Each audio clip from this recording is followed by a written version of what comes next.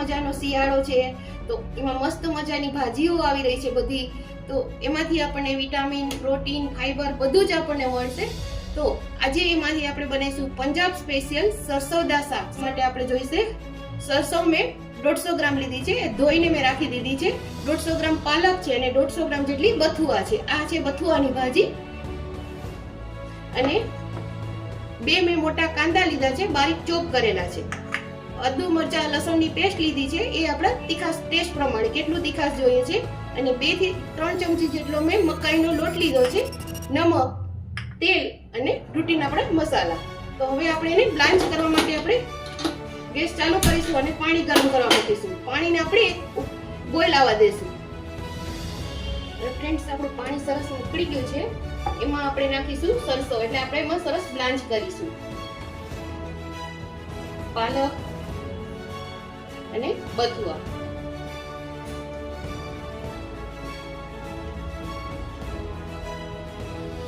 બધી ભાજી આપણે આમાં 5 મિનિટ માટે આપણે એને થવા દેશું.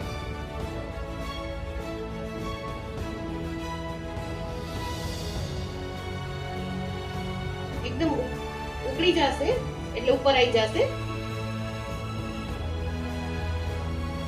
એને હું એક બોઇલ આવવા દઉં છું. તો ફ્રેન્ડ્સ, ભાજી સરસ થઈ ગઈ છે અને મેં એકદમ ચીલ્ડ વોટર લીધું છે. આપણે અહીંયા બંધ કરી દેશું અને બધું જ આમાં આપણે લઈ લેશું. એટલે કલર એનો એને જ રીતે જળવાઈ રહેશે. આમાં મેં સોડા કે એવું કશું નથી નાખ્યું. નાખવું હોય તો આપણે ચપટી સોડા આમાં નાખી શકીએ.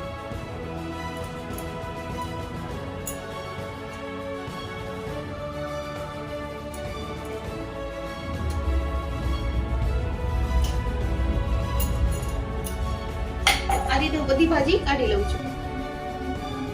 હેલો ફ્રેન્ડ્સ, આપણે ભાજી કાઢી લીધી હતી ઠંડા પાણીમાંથી બોઇલ કરીને. હવે મેં મિક્સરમાં અધકચરી પેસ્ટ એને પીસી લીધી છે. હવે આપણે એમાં તેલ અને ઘી મૂકીશું. તો તેલ આપણે 2 થી 3 ટેબલસ્પૂન જેટલું તેલ મૂકશું.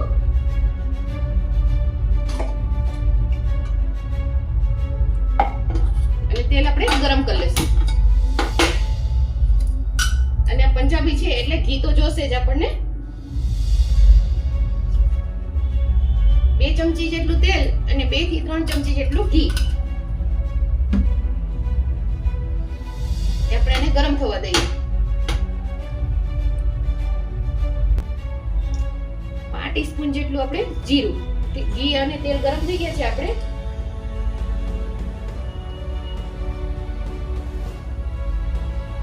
અને ચપટી હિંગ.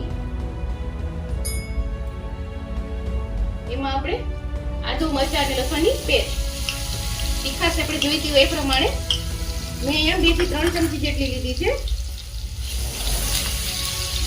ગેસની ફ્લેમ એકદમ સ્લો.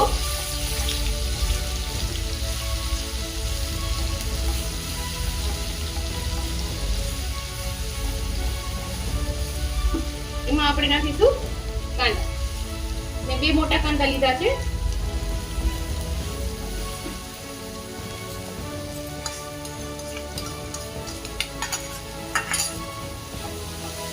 અને આપણે ટ્રાન્સપરન્ટ થવા દેવાના છે, બહુ ચડવા દેવાના નથી.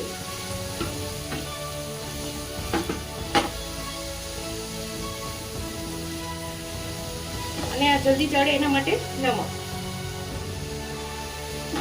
ટેસ્ટ પ્રમાણે.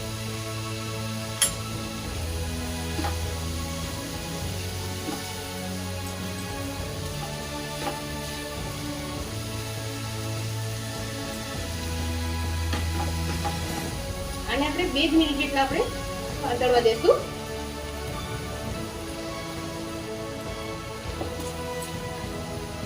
અને આને ઢાંકવાનું નથી, આપણે ખુલ્લું જ રાખવાનું છે.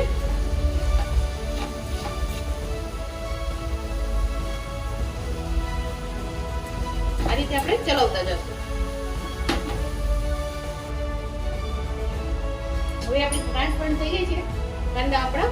તો એમાં 5 ટીસ્પૂન જેટલી હળદર. એનાથી કલર એકદમ સરસ આવશે.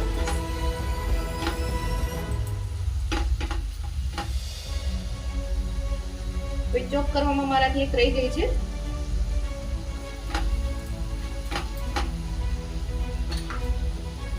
હવે એમાં આપણે સરસવની પેસ્ટ અધકચરી વાટેલી છે.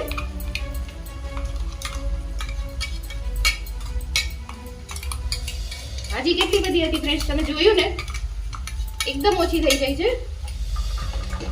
પણ આ ટેસ્ટમાં અત્યારે શિયાળામાં ખાવાની બહુ મજા આવે છે.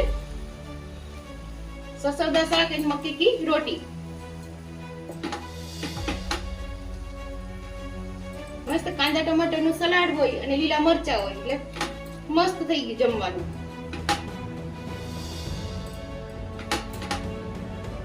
આ રીતે આપણે બધું મિક્સ કરીશું.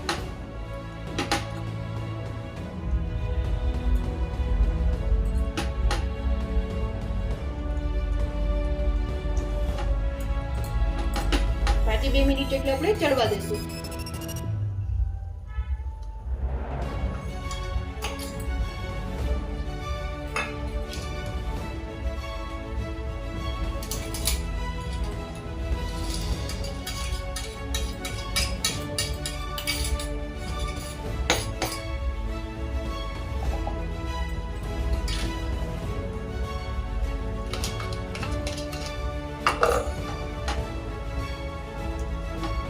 ભાજી આપણી સરસ ચડી ગઈ છે. હવે એમાં આપણે નાખશું મકાઈનો લોટ. આ જે પાણી આપણે બધું અદરક મરચાંવાળી પેસ્ટ અને જે હમણાં સરસવનું હતું એ જ આપણે લીધું છે એટલે વેસ્ટ ના જાય. અને આને આપણે એકદમ મિક્સ કરી લેશું. તો ફ્રેન્ડ્સ, આપણી મિક્સ પેસ્ટ એકદમ સરસ તૈયાર થઈ ગઈ છે. હવે એમાં આપણે મિક્સ કરી દઈશું. મસ્ત ગ્રીન કલર થઈ ગયો છે એનો પણ.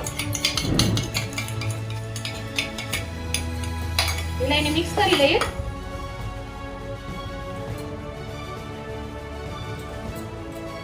આમાં આપણે ઉપરથી જેમ ભાજીમાં આપણે ચણાનો લોટ નાખીએ એ રીતે પણ નાખી શકાય, પણ આ પેસ્ટ બનાવીને નાખીએ તો સારો ટેસ્ટ આવે છે. અને આપણું જે પાણી છે એ પણ વેસ્ટ ના જાય, પેસ્ટ વગેરે મિક્સીમાં કરેલું હોય.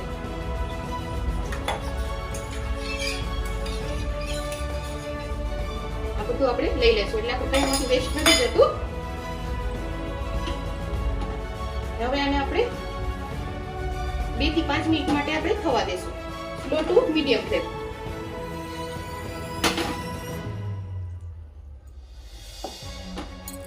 હવે આને થવા દઈએ. તો ફ્રેન્ડ્સ, મસ્ત મજાનું સબ્જી તૈયાર, શાક તૈયાર છે આપણું. મક્કેદાર સરસવદા શાક મક્કી કી રોટી. એ આપણે આમાં જમવામાં મસ્ત લાગે છે. તો તમે પણ બનાવીને ટ્રાય કરજો. આમાં આપણે પંજાબ બનાવ્યું છે એટલે એ સ્ટાઇલથી આપણે એમાં માખણ અને ઘી તો ભરપૂર જોઈએ એટલે મેં ઉપરથી વ્હાઈટ માખણ નાખ્યું છે. અને આમાં પણ માખણ અને ઘી જે નાખવું એ આપણે નાખી શકાય ઉપરથી. તો ફ્રેન્ડ્સ, તમે પણ બનાવીને ટ્રાય કરજો અને કોમેન્ટમાં મને કહેજો કે મારી રેસીપી તમને કેવી લાગી છે. જો તમને મારી રેસીપી પસંદ આવી હોય તો મારી ચેનલને લાઈક કરો, શેર કરો અને મારી ચેનલને વધુ ને વધુ સબસ્ક્રાઇબ કરો. જે નવા લોકો જોવે છે પ્લીઝ સબસ્ક્રાઇબ કરે. અને જય શ્રી કૃષ્ણ.